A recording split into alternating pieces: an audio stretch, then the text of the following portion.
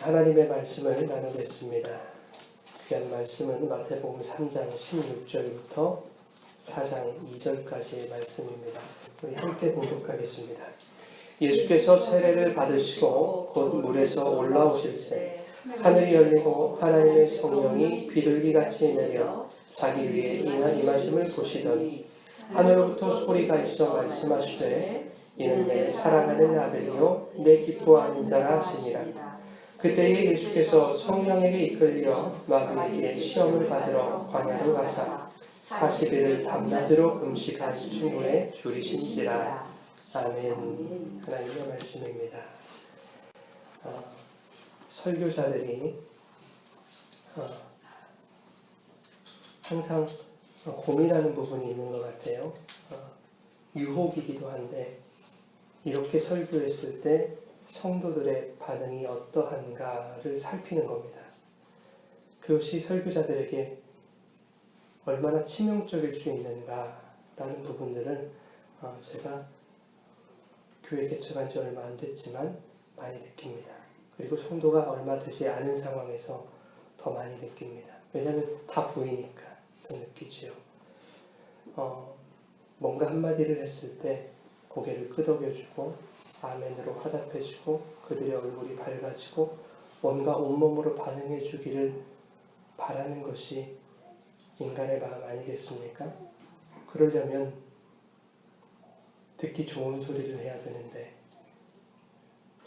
오늘도 여전히 듣기 좋은 소리보다 여러분들이 버거워하실 수 있는 그런 이야기가 나갈 것 같아서 조금 걱정이 되기도 하지만 하나님께서 저에게 주신 말씀이고 이 말씀이 진리라고 저에게 말씀하시니 여러분들에게 담대하게 선포합니다. 사람 의식하지 않고 언제나 하나님 앞에서 정직할 수 있는 그런 저와 여러분 되기를 바랍니다. 오늘 시간도 하나님 아버지와 예수 그리스도로부터 은혜와 평강이 여러분 가운데 가득하기를 축원합니다. 오늘은 광야를 통해 깨닫는 구원이라는 제목으로 말씀의 은혜를 나누겠습니다. 예수께서 세례를 받으시고 물 위로 올라오셨을 때에 하늘이 열리고 하나님의 성령이 비둘기같이 예수님 위에 임합니다. 예수님이 그 광경을 스스로 보시는 거죠. 뿐만 아니라 하늘에서 어떤 소리가 들리는데요. 뭐라고 하냐면 이는 내 사랑하는 아들이요 내 기뻐하는 자다 라고 하는 하나님의 음성이 들리는 겁니다. 어떻게 보면 참 아름다운 메시아 선포로 이 마태복음 3장이 마무리되는 것 같습니다. 그런데 문제는 이 이야기가 3장에서 끝나는 것이 아니라 오늘 4장 2절까지 읽었지요. 4장의 말씀까지 계속 이어지고 있다는 겁니다. 4장의 말씀은 그 유명한 예수님이 시험을 받으시는 그런 이야기 아닙니까? 우리 4장 1절의 내용을 보니까요. 예수께서 시험을 받으러 광야로 이끌려 가시는 장면이 나옵니다. 오늘 본문 말씀 3장 16절과 17절에 보면 광야로 이끌려 가시는 그 분위기와 너무나도 다르다는 것을 우리가 알 수 있죠. 성령이 비둘기같이 임하고 이는 내 사랑하는 아들이요 내 기뻐하는 자다 라고 하는 그 하나님의 메시아 선포 그리고 예수가 하나님의 아들이라는 그 확인도장과 같은 그 음성이 있은 지 얼마 지나지 않았는데 근데 4장 1절은 그 사랑하는 예수를 마귀의 시험장으로 이끌고 있다는 것입니다. 이것은 대반전이죠. 우리들에게 만약 이러한 일이 일어났다고 한다면 아마도 뒤통수를 아마 크게 얻어맞은 그런 느낌이 들지 않겠습니까?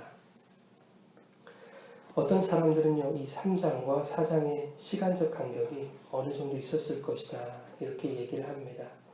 그런데 4장 1절에 그때에 라고 하는 이 말, 이 토테라고 하는 단어는 예수님이 세례를 받으시고 물 위로 올라오셔서 성령이 비둘기같이 임하시고 하나님의 음성이 들린 그 장면과 그 직후에 광야로 나가시는 장면을 연결하고 있는 것입니다. 바로 그때라는 뜻입니다. 다시 말해서 3장 16절 17절과 또 4장 1절은 시간상으로 거의 동시간대에 일어난 사건이다 라고 하는 것을 우리가 알 수 있습니다. 하나님께서 분명히 예수님에게 대하여 사랑하는 아들이다, 내 기뻐하는 자다 라고 말씀하셨는데 도대체 왜 그 선포와 동시에 예수님이 광야에서 시험 받으시는 일을 하나님은 허용하셨을까? 왜 막지 않으셨을까 하는 것입니다. 사랑한다면서, 너로 인해 기쁘다면서 그런 사람을 왜 말도 안 되는 상황으로 내모는 것입니까? 그것이 나에게 기쁨 주는 사람에게 할 짓은 아니지 않습니까? 아무리 생각해봐도 인간적으로는 납득이 되지 않는 거예요. 우리가 성경을 깊이 묵상해보지 않았기 때문에 그냥 모르고 지나가는 것뿐이지. 하나님과 예수님은 아버지와 아들 관계 아닙니까? 더 나아가서는 아버지와 아들과 관계를 넘어서 동일하신 삼위 하나님이지 않습니까? 물론 이것이 적절한 표현이 아니기는 합니다만 쉽게 말하면 그 둘은 분신과도 같은 존재다라고 하는 겁니다. 그런데 4장 1절을 자세히 보시면 사태가 아주 심각합니다, 여러분. 4장 1절 한번 읽어보실까요? 그때에 예수께서 성령에 이끌려 마귀에게 시험을 받으러 광야로 가사. 아멘.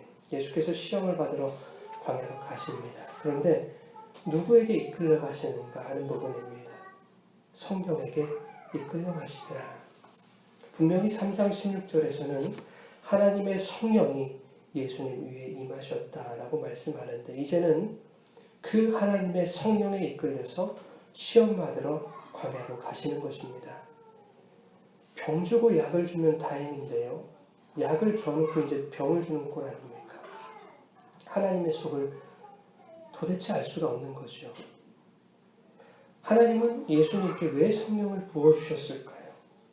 여러분, 인간적인 기준으로는요, 마귀의 시험장으로 인도하는 그것을 사랑이라고 표현하지 않습니다. 그렇다면 하나님이 예수님을 사랑하신다라고 하는 말씀도, 그를 기뻐하신다라는 말씀도 다 거짓이란 말인가? 하나님은 거짓이 없는 분이고 시건치 않는 분이시기 때문에 그것도 아닐 것이고, 그렇다면 오늘 본문 말씀은 무엇을 말씀하고 있는 것인가?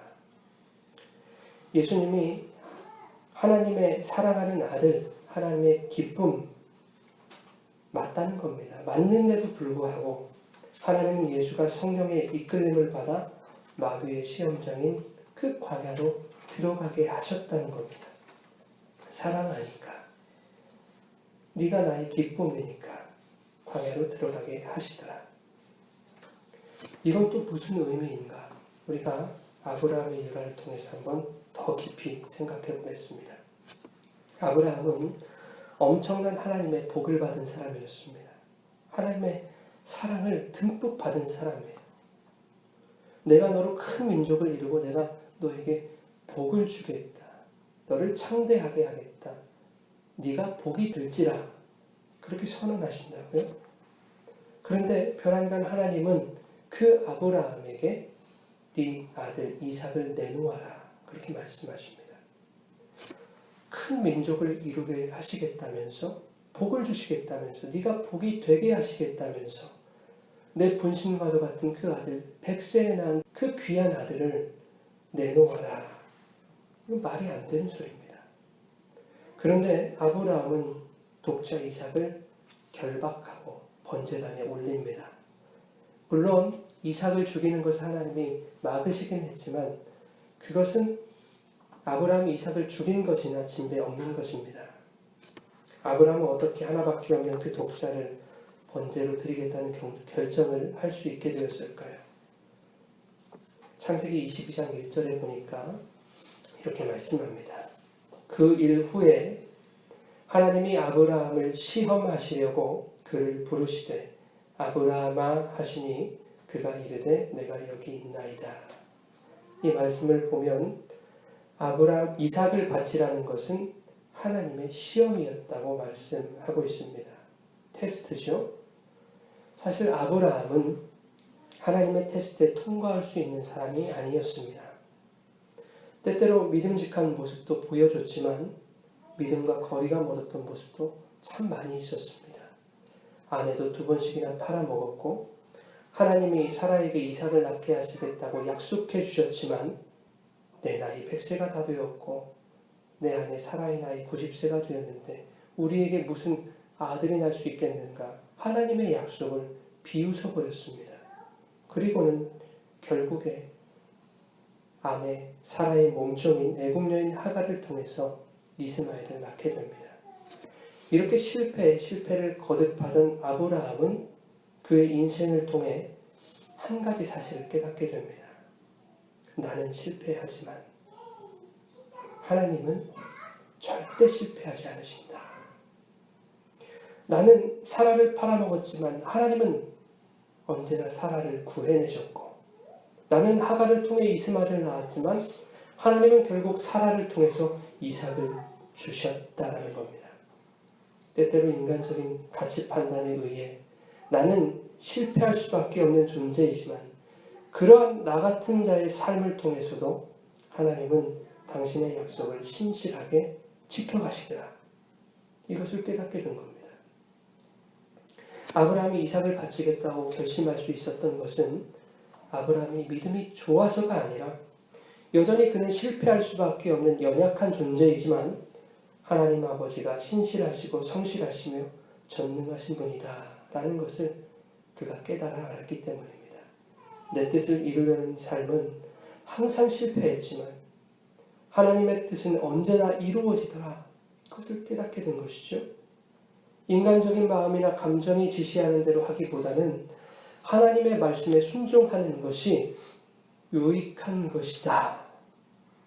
지금 당장 내 뜻대로 하는 것이 내가 사는 것이라고 생각하지만 그 모든 일들은 다 실패로 돌아간다는 것을 아브라함은 깨달았던 겁니다. 지금 당장 내가 죽을 것 같지만 하나님의 말씀대로 순종하면 결국에 그것이 사는 일이다.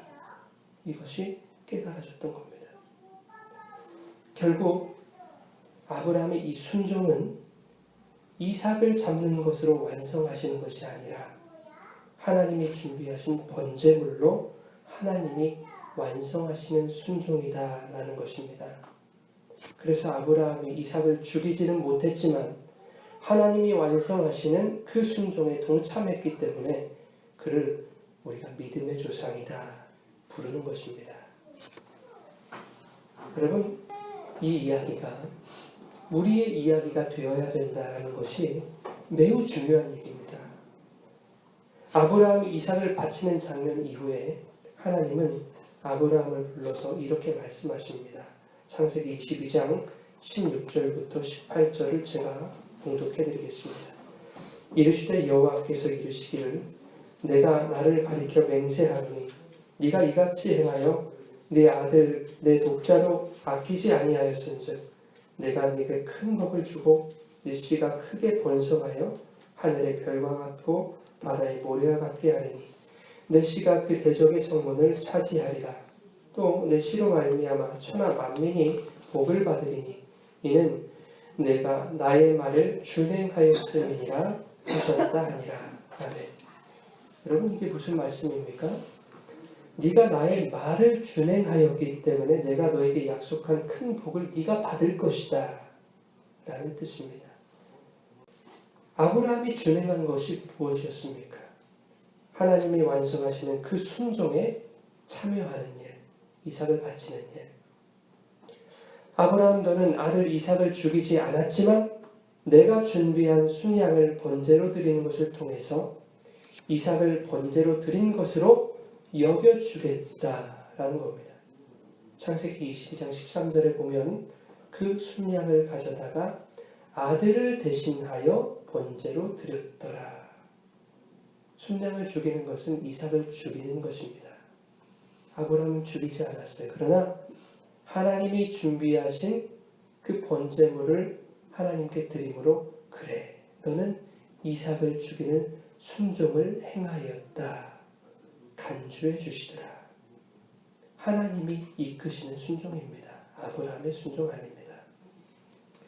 창세기 6장을 보면 노아의 이야기가 나오죠. 세상의 죄악이 창궐할 때에 그러나 노아는 여호와께 은혜를 입었더라 말씀합니다. 그런데 은혜를 입은 노아의 모습을 보면 이렇게 소개됩니다. 창세기 6장 22절에 노아가 그와 같이 하여 하나님이 자기에게 명하신 대로 다 준행하였더라. 무슨 말입니까? 여호와께 은혜를 받은 자들, 하나님의 사랑을 받은 자들은 하나님의 말씀에 순종하는 자들이어야 한다. 아브라함이 자신의 삶을 통해 하나님이 어떤 분인지 깨닫게 되자 그분이 명하시는 순종에 나는 비록 연약할지라도 하나님이 전능하심으로 이루실 것을 믿고 나의 삶을 그분에게 투척했듯이 저와 여러분의 신앙생활 속에서도 이러한 순종의 자세가 반드시 필요하다라는 것입니다. 나는 연약하고 실패투성이나 하나님은 완벽하시고 완전하시니 내가 그 하나님의 이끄심 속에 나를 투척합니다.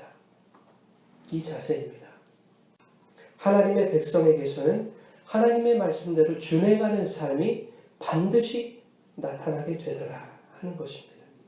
결과가 어떠하든지 중요하지 않습니다. 그것은 그러한 삶의 태도가 분명히 있어야 된다는 것이 중요한 부분입니다. 왜냐하면 하나님께서 아브라함에게 네가 나의 말을 준행하였으니 큰 복을 받으리라 말씀하셨던 것처럼 우리의 삶 속에 하나님의 말씀을 준행하는 삶이 없다면 그는 하나님의 구원을 약속받은 택하심을 입은 자가 아닐 수도 있기 때문입니다.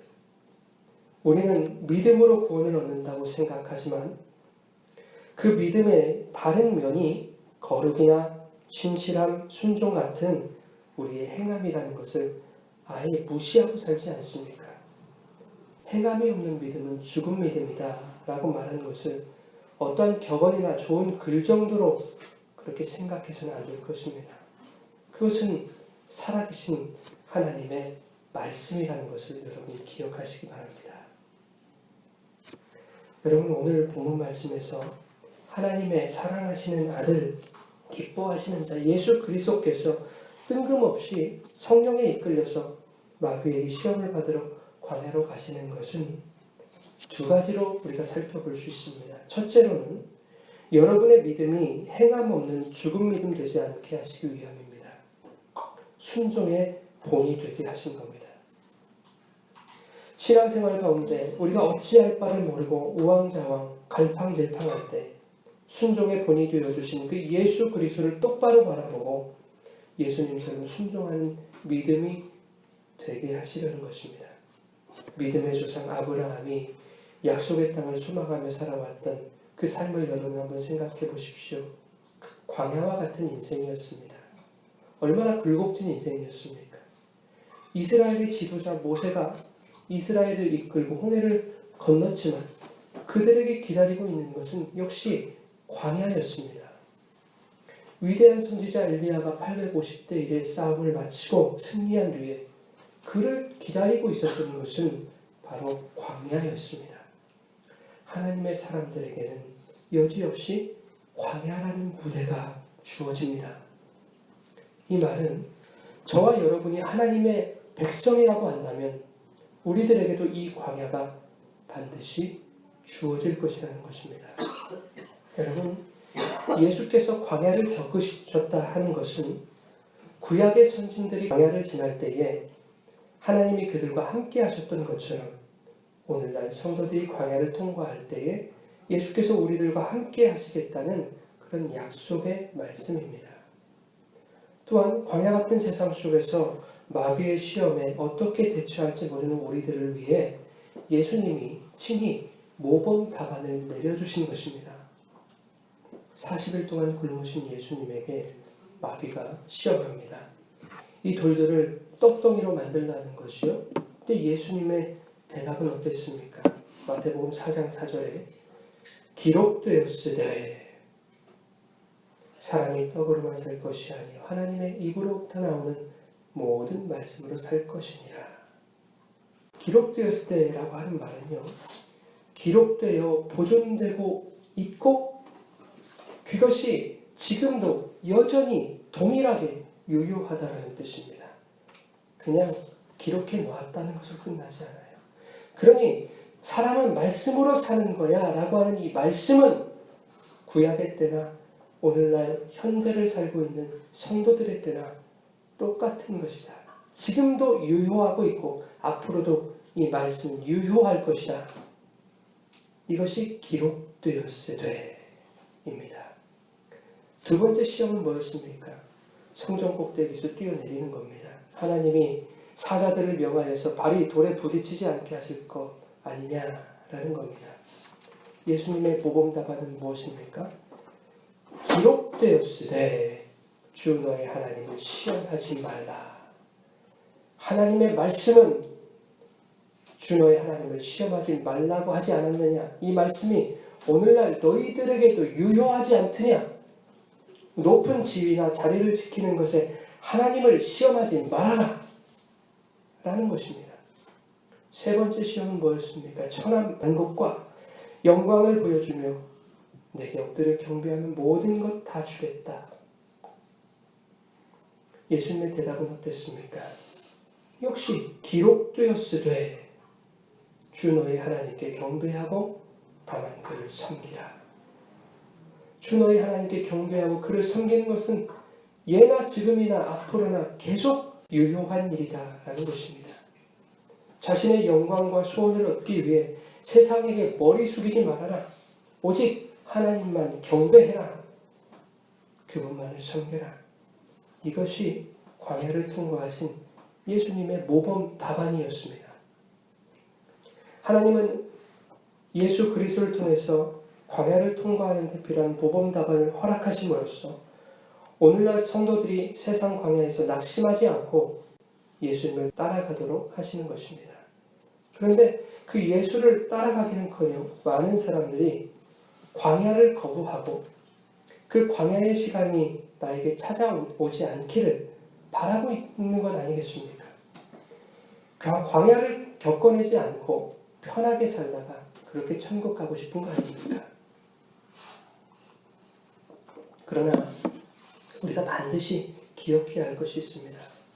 하나님의 구원의 경륜 속에는 성도가 거쳐야 하는 광야라는 무대가 설계되어 있다는 겁니다. 다른 말로 광야를 거부한다고 하는 것은 나의 목숨을 거부하는 것과 같고 광야를 거부한다고 하는 것은 구원을 거부하는 것과 마찬가지다는 것입니다.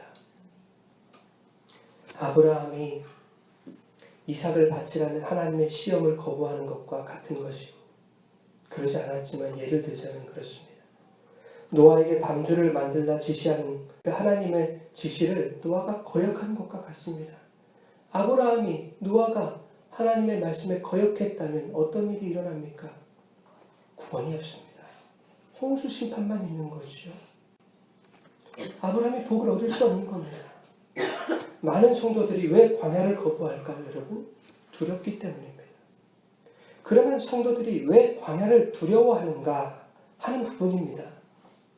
광야라고 하면 굉장히 엄청난 시련, 굉장히 아픈 고통과 그런 어려움들을 떠올리기 때문입니다.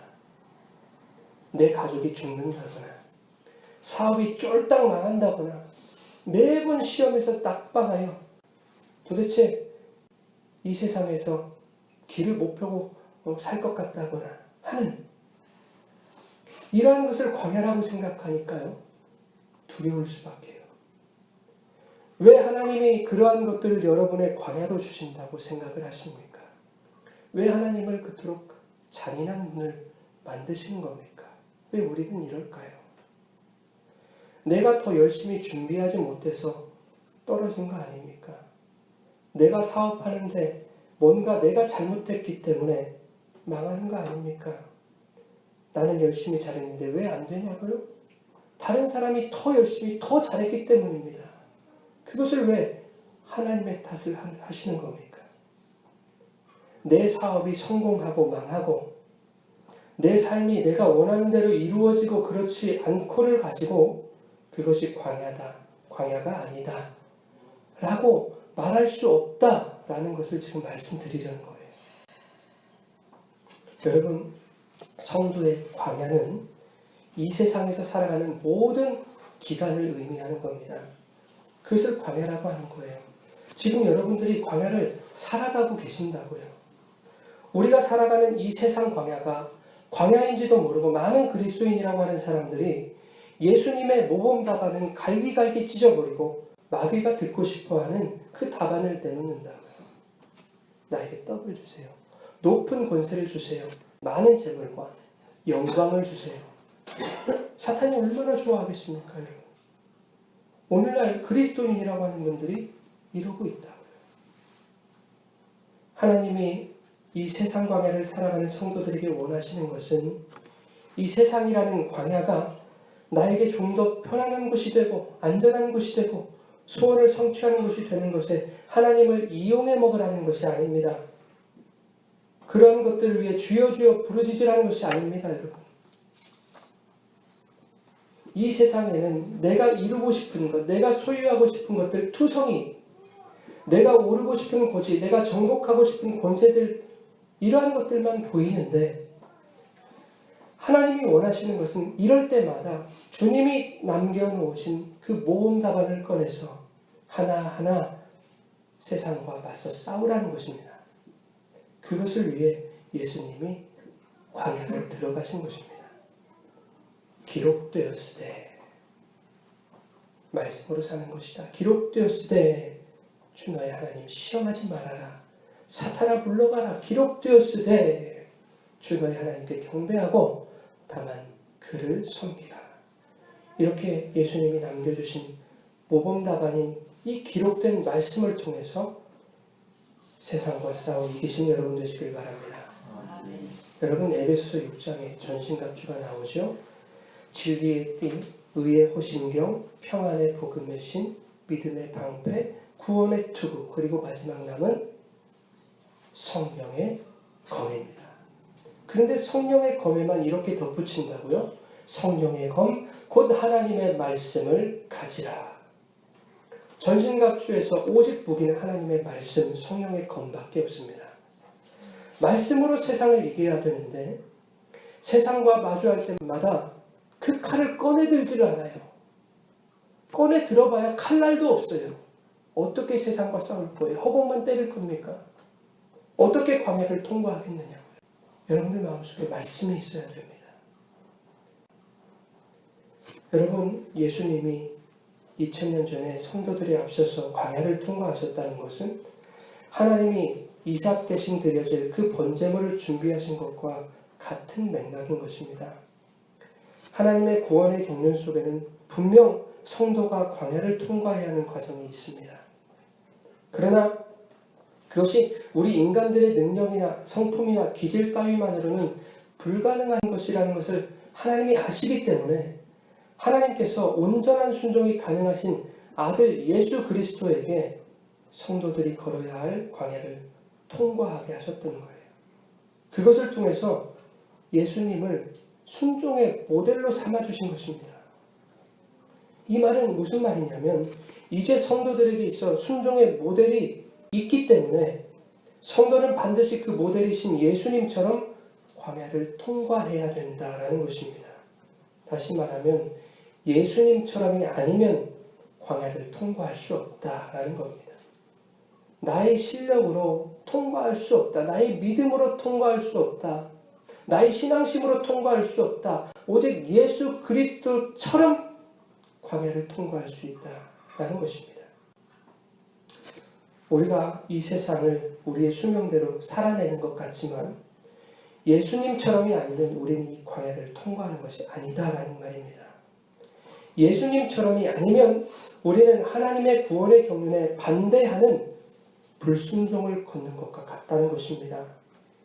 나는 교회 다니면서 이렇게 살다가 죽으면 천국 가겠지 생각했는데 예수처럼 광야를 통과하지 않으면, 즉 예수님처럼 살지 않으면 고린도후서 13장의 말씀처럼 버림받은 자가 될 수도 있다는 것. 여러분, 그것을 기억하셔야 됩니다. 여러분, 저를 포함해서 여기 계신 모든 분들이 예수님처럼 이 광야를 통과하시기를 원합니다. 예수님의 모범 답안이 우리 마음속에서 떠나지 않기를 바랍니다. 세상이 그리고 현실이 우리를 힘들게 할 때 내 생각과 내 계산 꺼내지 말고 예수님의 모범답안 꺼내서 광야를 지나가시기 바랍니다. 아무리 계산해도 안 되는 그 내 생각에 사로잡혀서 고통받지 마시고 이미 통과하신 예수님을 떠올리며 여러분의 소망을 회복하시기 바랍니다.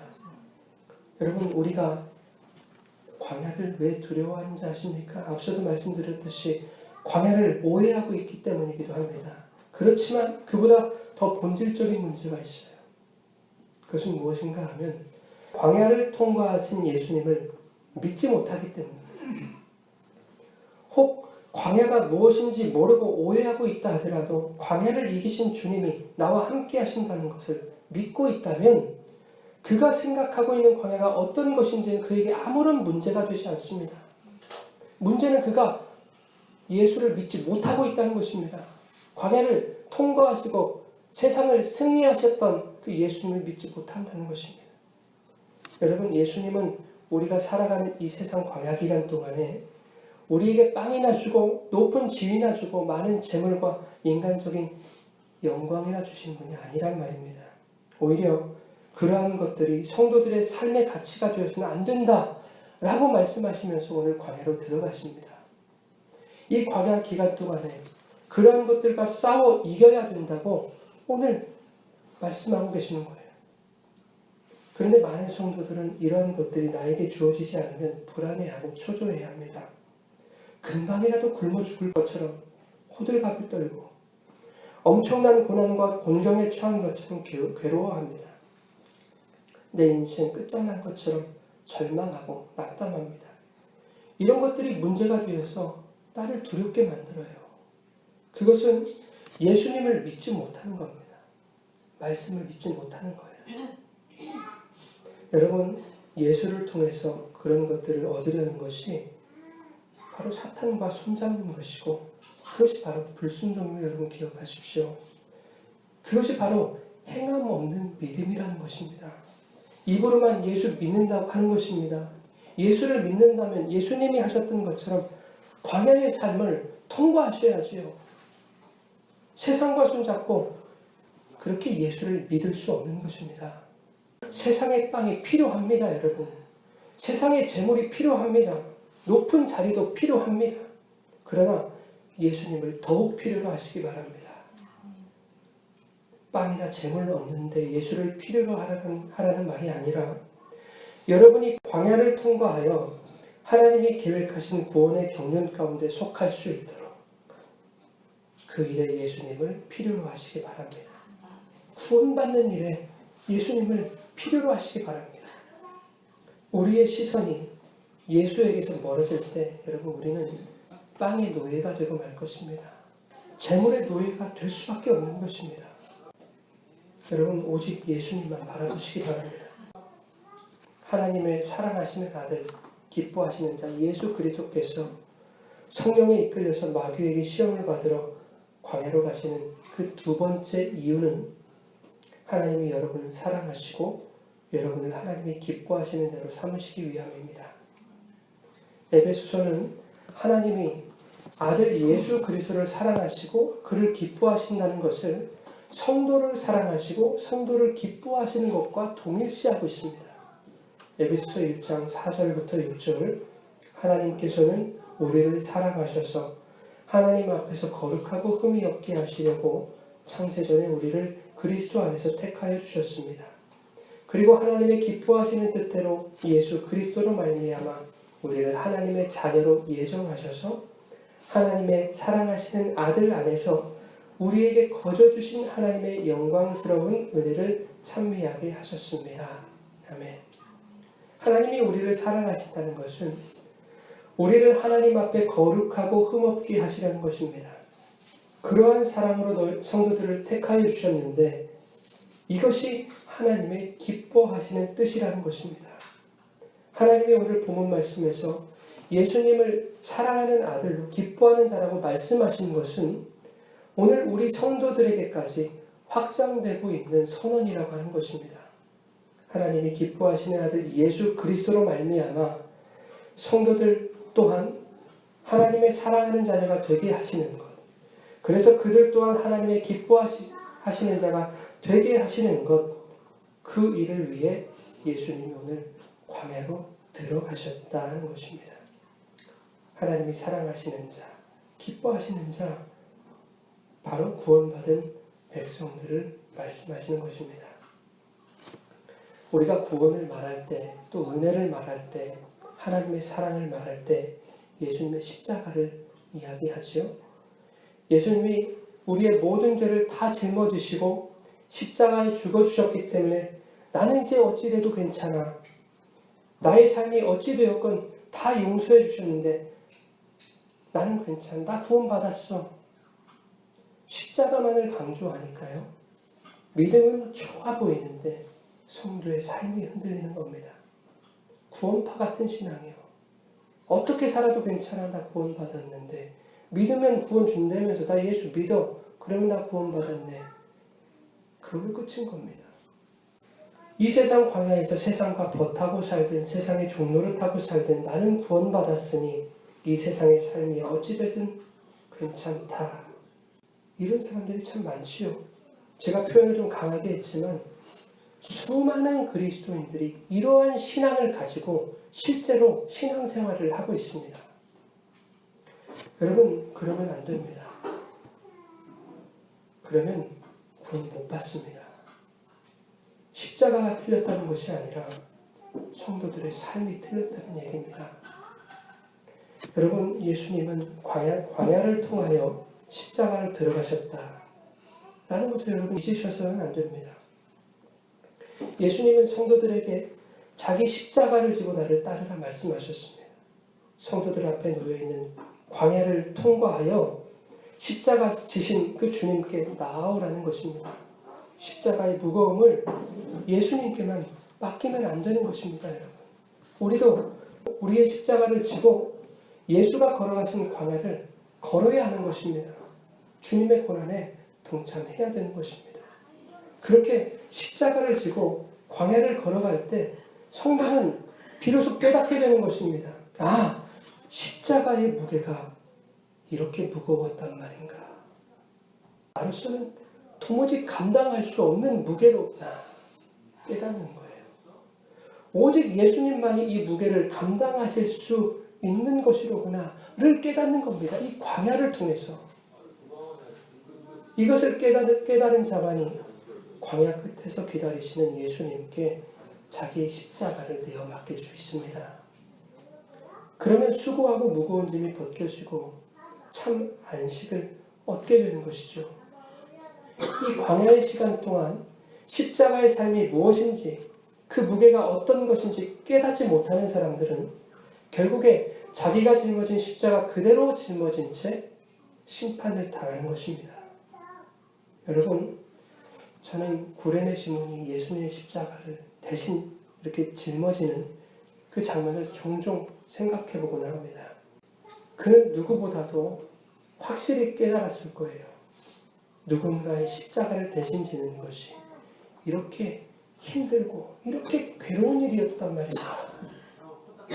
찢기고 상하신 예수님, 출혈도 심해서 이제 기진맥진한 그 예수님을 바라보면서 이제 또 예수님이 지셔야 할 그 십자가의 무게를 생각하니까 이 무게가 얼마나 버겁고 얼마나 힘겨울 것일까. 이 구레네 시몬은 알았을 거예요. 그럼에도 불구하고요, 이 시몬은 예수님께 십자가를 넘겨줘야만 했습니다. 결국 십자가에 달리신 것은 예수님이셨어요. 우리는 그냥 그것이 얼마나 무거운 것이 깨닫는 겁니다, 여러분. 우리가 짊어지는 것이 아니에요.